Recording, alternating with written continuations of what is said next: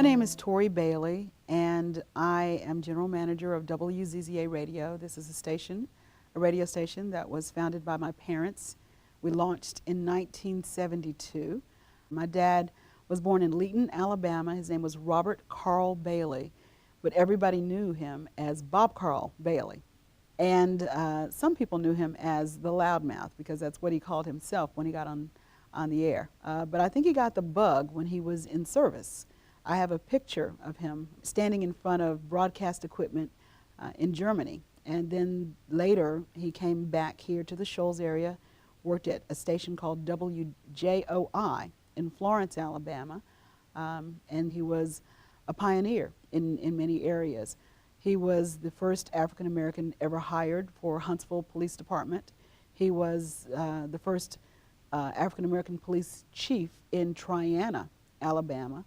He was the first fired from the Huntsville Police Department when he protested conditions that black police officers were forced to deal with. He never was content to allow injustice without addressing it. But he was always interested in music. At one point, I remember he was going to be a producer, a record producer, and I remember him coming home with a 45. And it was two-sided, of course, so one song on one side, one song on the other. And he said, "What do you think about this song?" And we listened to it, and it was okay. And then we flipped it over, and we listened to the other side, and I remember saying, "I like this side better." But he said, "I didn't produce the other one. I produced this one." So he was always interested in the music business and was surrounded by such talented people who were friends of his. He was very good friends with Jimmy Hughes from the time they were young. I mean, you're talking about two Leeton boys. And when Jimmy had a song called "Steal Away," he thought Jimmy should take that to Rick Hall. So Dad knew Rick, and one thing led to another. And so there's this song, and Jimmy had no intention of singing it himself. But one of Rick's engineers, and Rick told me this story, suggested that they just put the record out there with Jimmy's voice on it. And so they went around and did the visits to radio stations in Alabama, Florida, Mississippi, Tennessee, Georgia, and by the time they got back home, the song had become so popular that meeting the demand for sales was a challenge. When my father decided to own his own radio station, it was a conversation he had with my mom, and they knew that there was this need for a voice that was uncensored, that was unfettered, a voice that we controlled, that would speak to people in our community about issues that affected people in our community, that was a place that people could go and hear music, and they wouldn't have to listen for an hour or two to hear a song that they recognized or that they liked or that they could sing along with. And so there was a void, and they filled it. This was a process that took quite a bit of time. And during that time, he was also promoting. And he and Leonard Skipworth, who was the first voice heard on WZZA radio, Leonard Skipworth was a good friend with my dad, and they would do promotions. And so they would bring artists in over to the Florence Lauderdale Coliseum, and they would have concerts. And one of the artists that they brought in more than once was James Brown. Well, James Brown actually owned radio stations in Augusta. And they talked about it, and Dad kind of shared what his dream was and what he was intending to do, and James Brown really encouraged him to get that ownership and to make sure that he understood the ins and outs of it. He'd had several other businesses before that, had licensed businesses, but when it was time to incorporate, he needed a little support, and he was able to get that. There were three brothers, the McClanahan brothers. One of them at that time ran, along with his wife, the Village Shop. The other two ran the London shops in Florence and in Muscle Shoals. And the three of them, along with a fourth person, Bob Love, formed Muscle Shoals Broadcasting, along with my dad. And he had all of the investment in it. It was his money, but they had the business reputation. They were successfully running businesses already.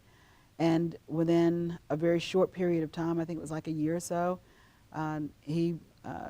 they dissolved the partnership because at that point he was established. when he went to the bank after the dissolution of the corporation to transfer the money into an account with his name on it, as opposed to all 5 of their names, the teller wouldn't do it. And it wasn't until they called, you know, one of the other guys to see if it was okay that they allowed that. So these kinds of indignities were just indicative of what the times were, and it's some of what he dealt with in being such an innovator, such a pioneer. There are still bullet holes at the radio station where the doors were shot out. There were incidents, you know, one after another. Someone threw a watermelon through a picture window. Someone shot out the tower, the radio tower. I think the final straw was when there was a cross burned at the radio station. And at that point, Dad said, you know what, this is enough. Dad called up some of the local Klansmen and he asked for a meeting. And they came to the radio station. And he said, you know, I want to know why I'm being targeted, why my business is being targeted. And they said, you know what, it's not us.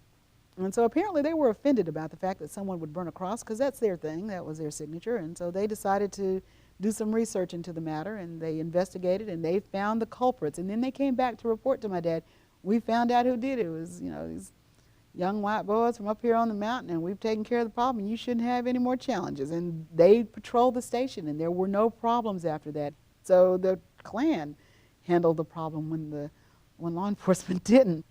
My dad was very responsive to the people in the community.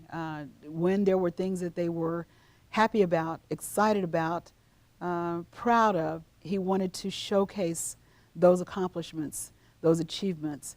And the radio station gave us the vehicle to do that. When there were problems, he also wanted an opportunity to talk about those problems if he needed to address an issue. My dad went to court with people to advocate on their behalf. He was a person who was paying light bills and phone bills, and after he was gone, there were people who would walk up to me and tell me about something that my dad did. One of the challenges that I had after my dad was gone was getting phone calls from people who were accustomed to being able to call my father.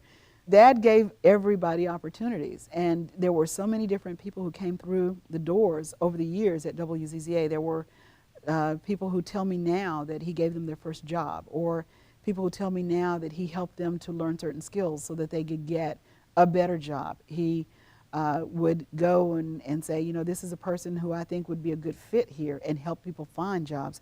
That was just some of the things. Those were some of the things that he did. And again, he was a force, and he's missed.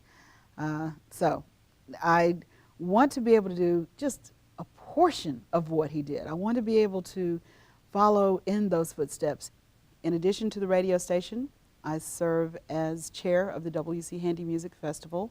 I am president-elect of the Music Preservation Society, which oversees the festival. I'm old enough to remember when there was no WC Handy Music Festival. But that first year, they had interns, and so there were those of us who had just gotten out of school for the summer, and we were told to go through the yellow pages and call businesses and garner support for the WC Handy Music Festival. It was before the first annual one. And I remember calling, going, hi, we'd like, you know, your support for the WC Handy Music Festival. The what? WC Handy Music Festival. You're going to love it. It's going to be great. And that's kind of how it all got started. Then later, I was asked to join the board, primarily by a fellow named Edsel Holden, who said, we're not seeing a lot of different people come out to Handy Festival events. It had become a bit elitist, and there were folks who didn't feel it was for them. And so how did you get more community involvement? Well, they came to my dad, and my dad then volunteered me to work with them and to sit on the board. And over time, the festival became a little bit more inclusive, I think, a little bit less elitist, a little bit more for everyone. And so it was welcoming to people of all social economic backgrounds. You had all ages, all races, all finding something that they can enjoy and coming out for one purpose, and that's to have a good time hearing live music. We're on the cusp of something really exciting, I think. We're beginning to garner that international attention again. We already have. You know, we used to be known as the hit recording capital of the world, and I think that, you know, we're not going to be such a well-kept secret for very much longer.